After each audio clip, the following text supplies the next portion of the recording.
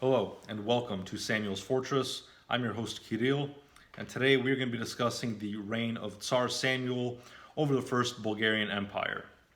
Before we get to Tsar Samuel, however, I feel like it's important to give you a little bit of background on what's going on in the years preceding his reign. So, we're going to start today around the year 965. In the year 965, the Bulgarian Empire is under the rule of a man named Peter.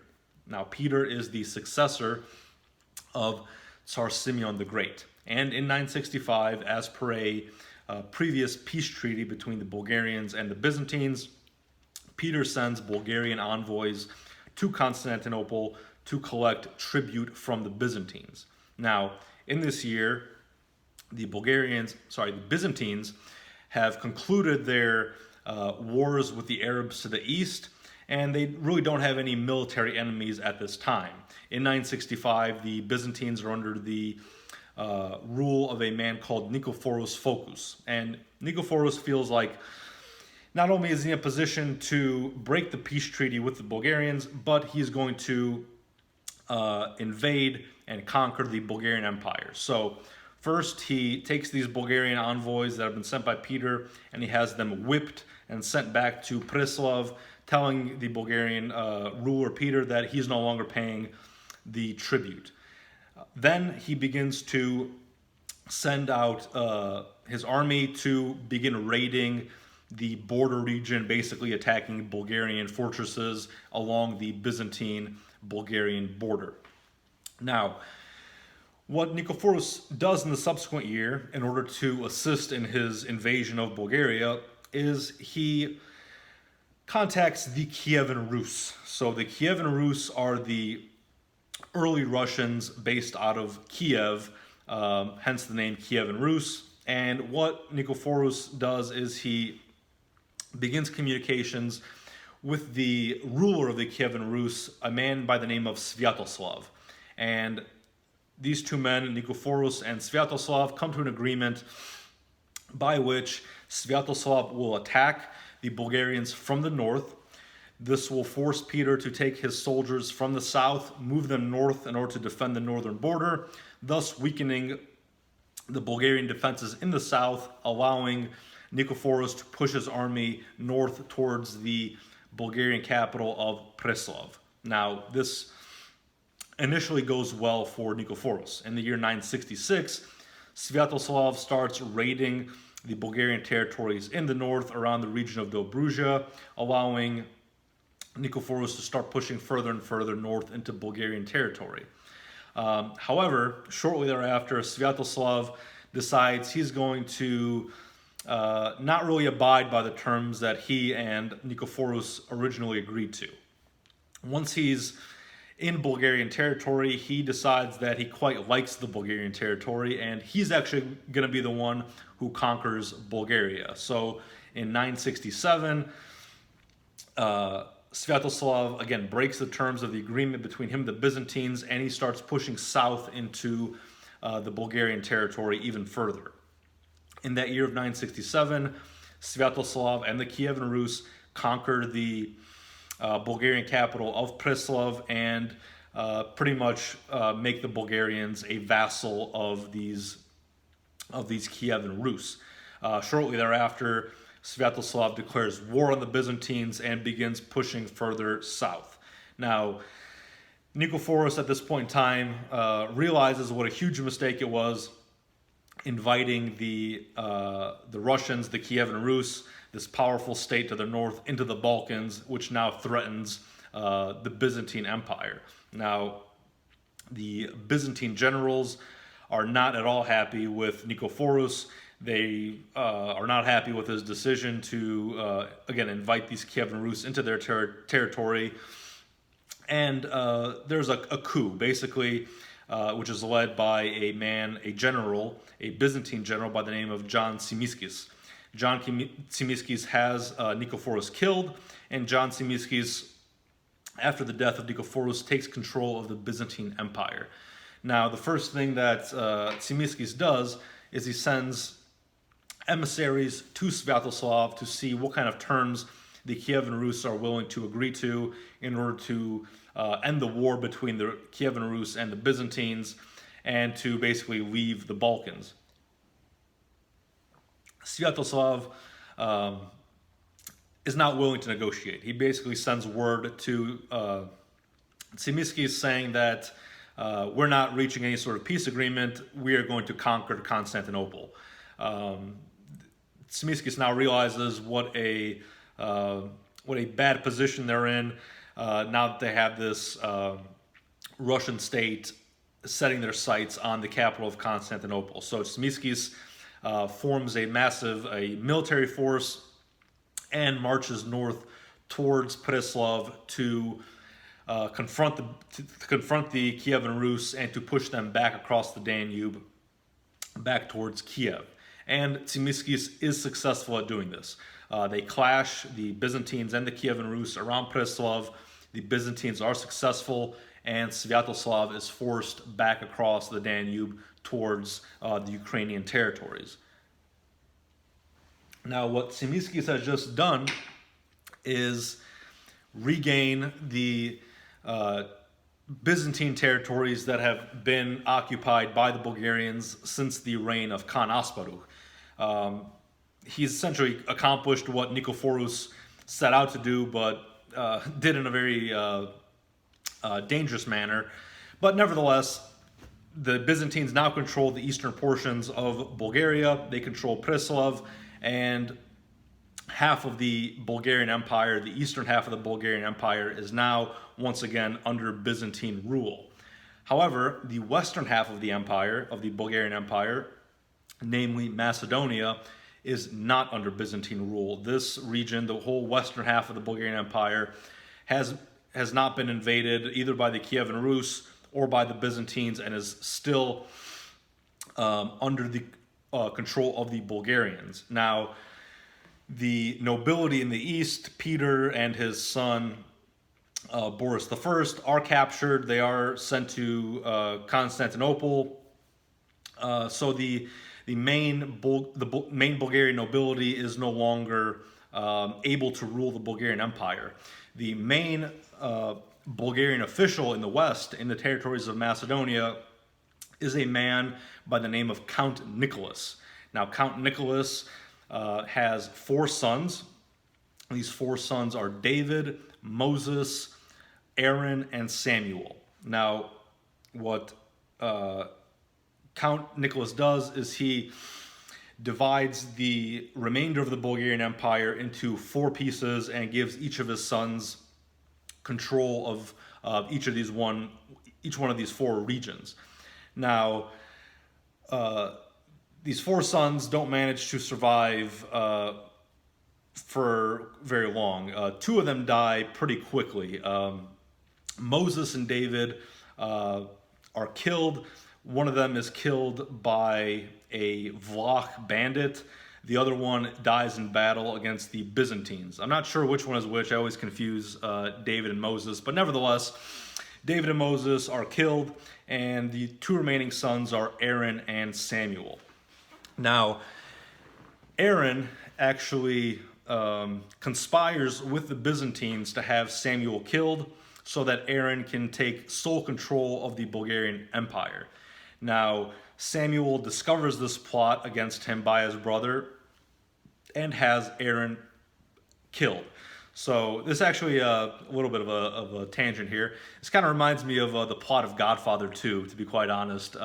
In Godfather 2, Fredo conspires with the other families to have Michael killed so that Fredo can lead the Corleone crime family. Michael discovers this plot and has Fredo killed. If you're going to compare the two, I guess Aaron is Fredo and Samuel is Michael, but that's just a brief tangent I found kind of humorous.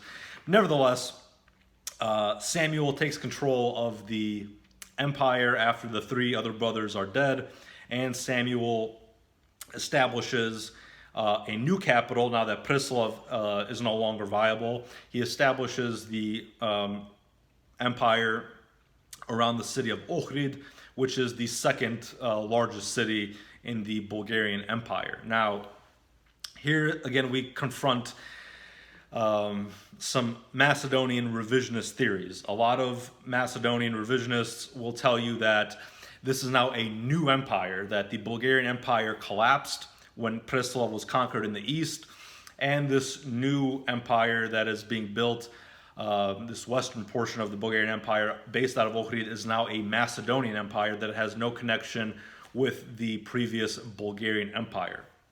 And as I mentioned in the previous video, that is not correct. This is simply a continuation of the Bulgarian Empire, and again, we will turn to our trusted resource here, Professor John Fine, and his book, The Early Medieval Balkans, who addresses these revisionist theories. So he has a section of his book here called The Character of Samuel's State.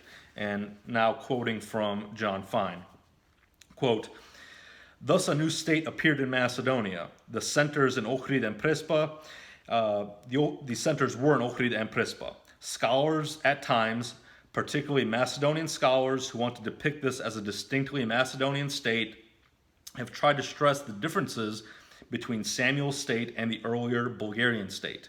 The main difference seems to lie in the geographical locations of their centers.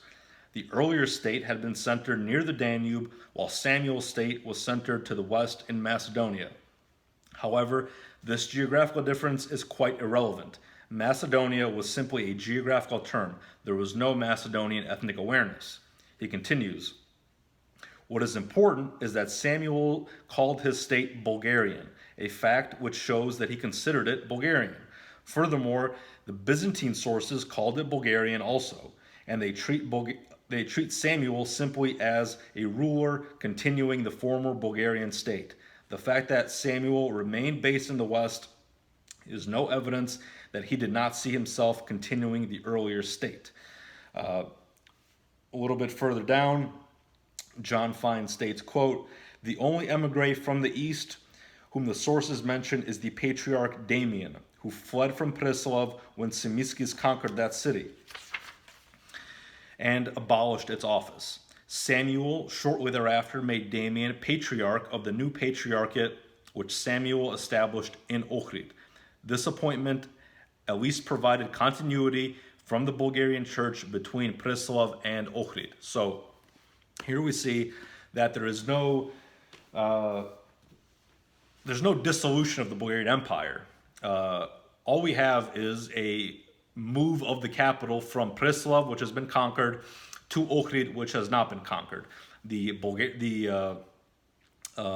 Samuel, he continues referring to himself as a Bulgarian ruler, a Bulgarian as ruler of the Bulgarian Empire.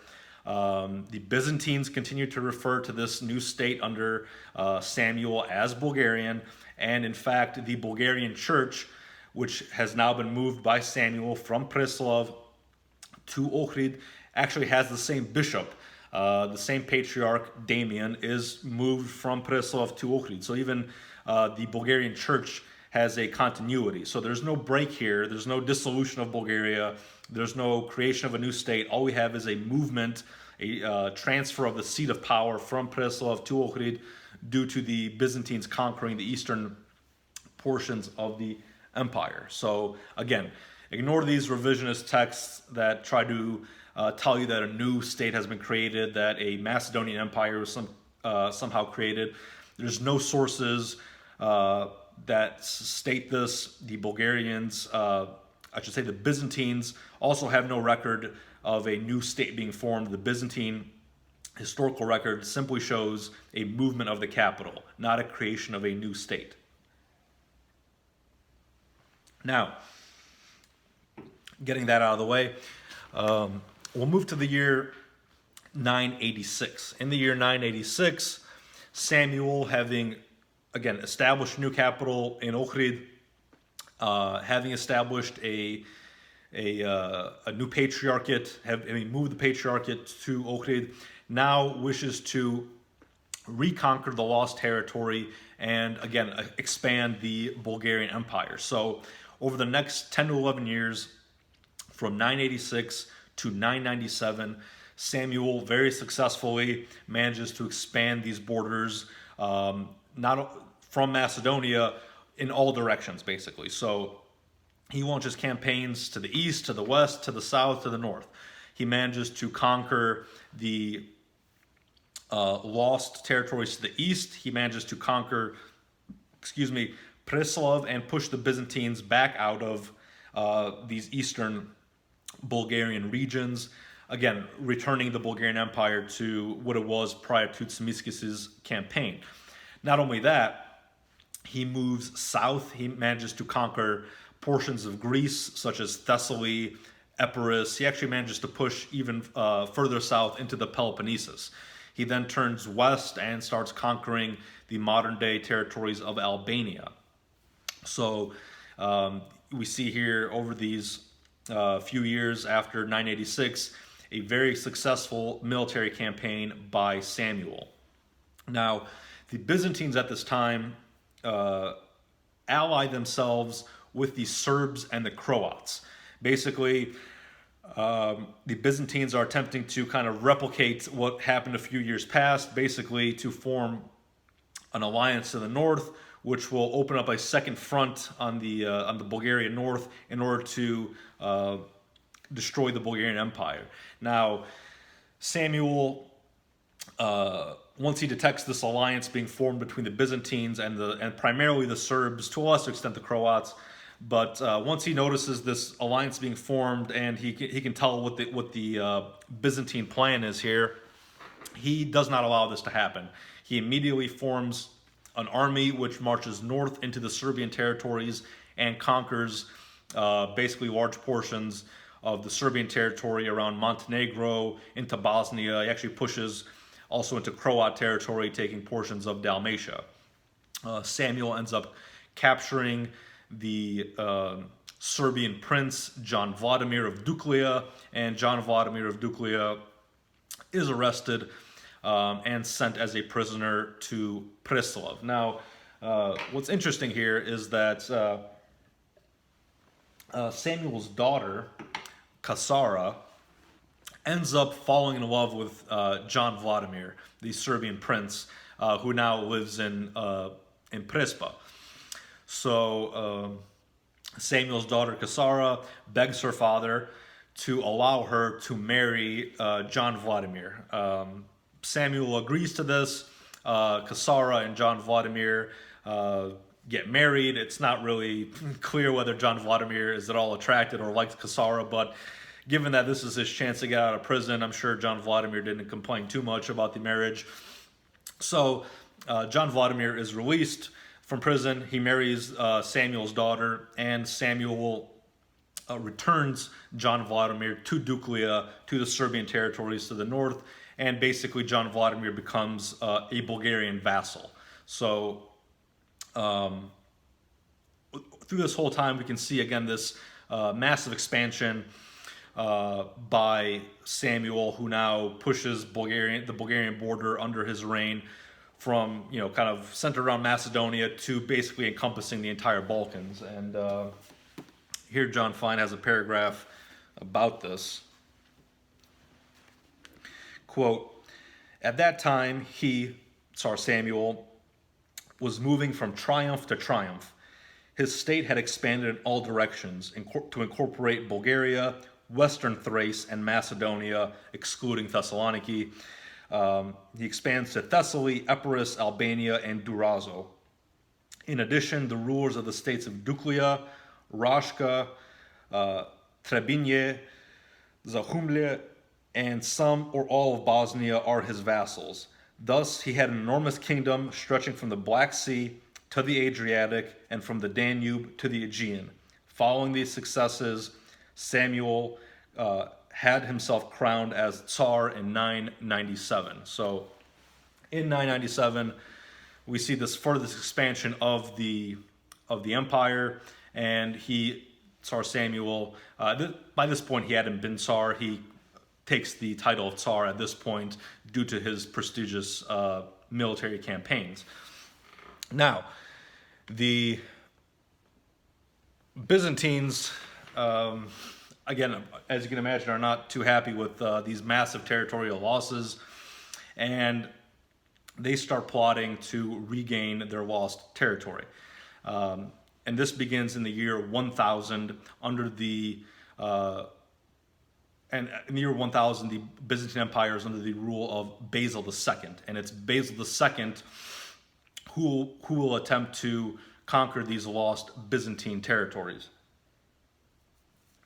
Now, Basil II, I should say, is a kind of considered a military genius. He is very successful in these subsequent years from the year 1000 to the year 114 in regaining these lost Byzantine territories.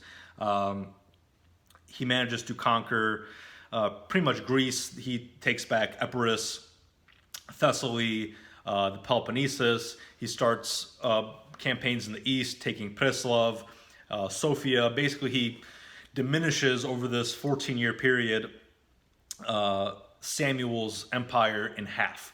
Again, losing basically the eastern portions and Greece. Now, the way he does this is by a very unrelenting and methodical military campaign. Typically, the way military campaigns work in this time period in the Middle Ages is there's a certain time of the year, basically the warm seasons of the year, where you will launch military campaigns, make some gains during like the spring, summer, fall, and then rest for the winter, and then launch a subsequent military campaign the following year.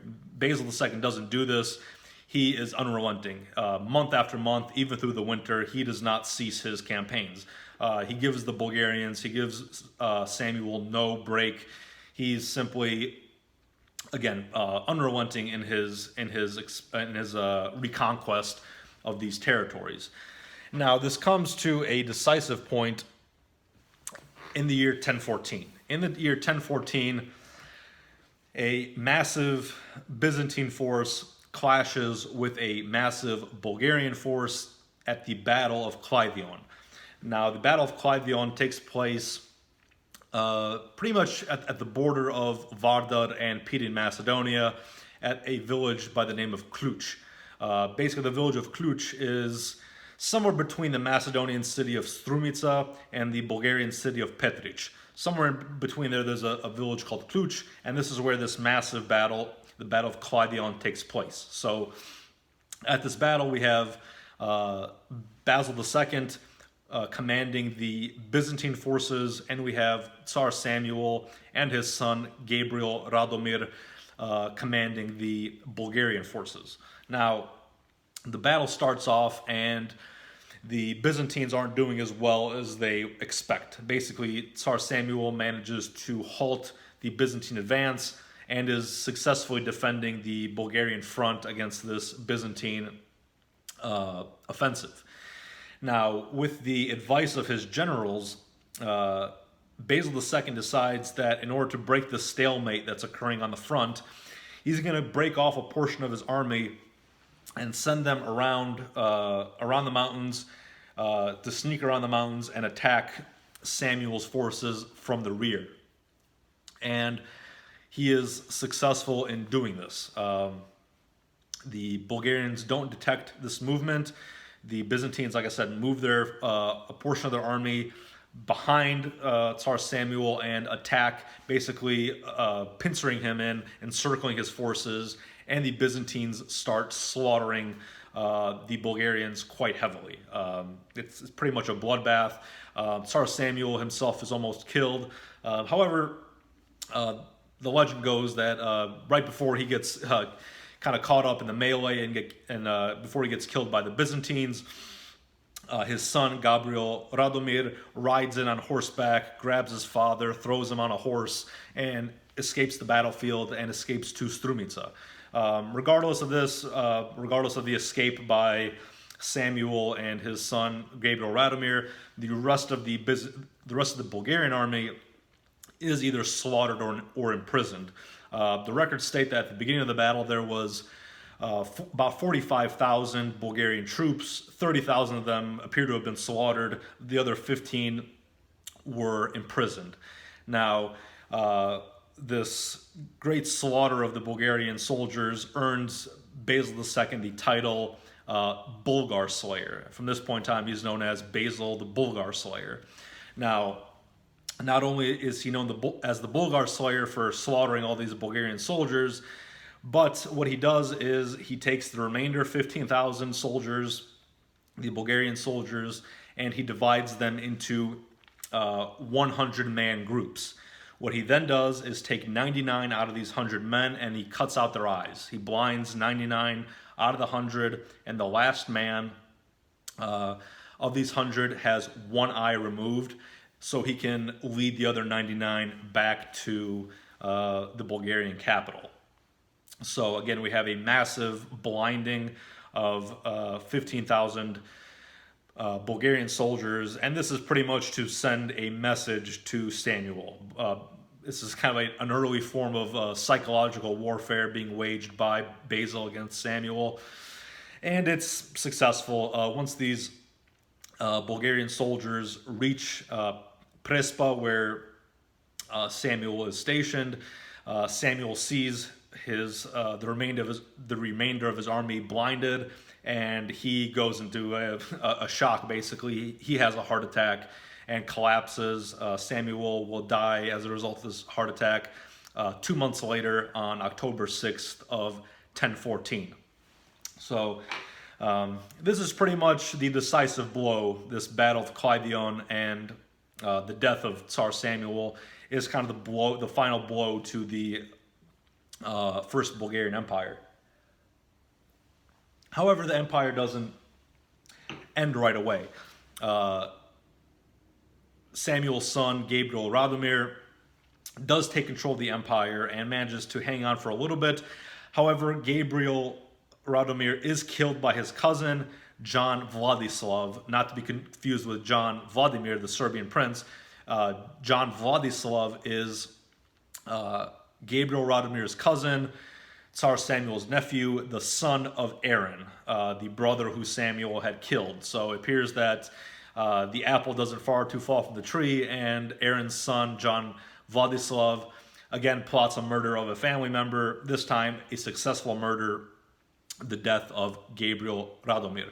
At this point, John Vladislav takes control of the Bulgarian Empire, and he also does kill John Vladimir, the Serbian prince, in order to take control of the Serbian lands in Duklia. So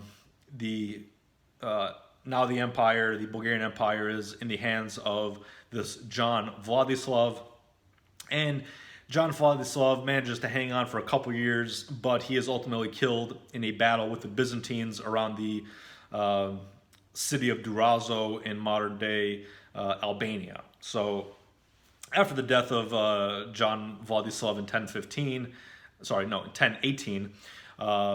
there's no more rulers of the Bulgarian Empire. The empire essentially collapses after his death, after John Vladislav's death at this battle of Durazo. And in 1018, Basil II marches into Ohrid and establishes Byzantine control over the Bulgarian territories and regains control of the Balkans. The Balkans now are under Byzantine command once more after 3.5 centuries of wars with the Bulgarians. And we should say Basil II, after he takes control of these territories, is not really brutal towards the Bulgarians. He actually treats them quite well. The Bulgarian Patriarchate in Ohrid is downgraded from a patriarchate to an archbishopric. However, the church still remains there as the Ohrid Archbishopric, and the Bulgarian nobility, the ones who remained, were sent by Basil to Anatolia, where they were given large land estates. They were given Byzantine royal titles, and they were given Byzantine wives. Basically, the whole point here is Basil's trying to make the Bulgarian nobility too comfortable to rebel, to attempt to, regain control of the empire. Basically, he kind of buys them off with land, titles, and women, and that is successful. The Bulgarian nobility kind of happily relocates over to Anatolia and become Romans, become Byzantines over time. And that's pretty much the end of the First Bulgarian Empire. From 1018 until towards the end of the 12th century, the Byzantines will rule the Balkans. However, in the late 12th century, we will see a return of the Bulgarians under the Second Bulgarian Empire. However, that is a discussion for another day. So until then, thank you very much for watching, and I will see you next time.